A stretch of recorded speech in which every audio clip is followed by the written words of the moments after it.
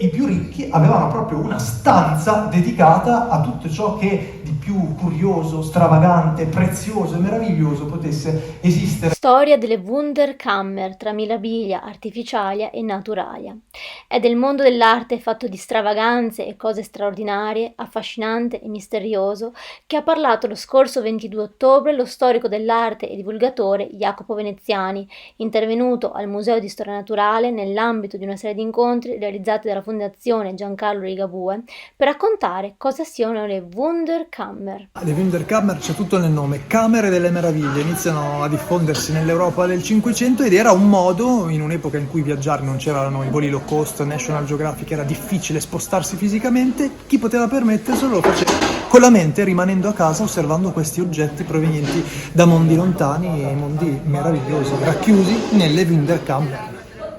Una camera delle meraviglie che è presente proprio anche all'interno del Museo di Storia Naturale veneziano, dove molti sono gli elementi extraordinari.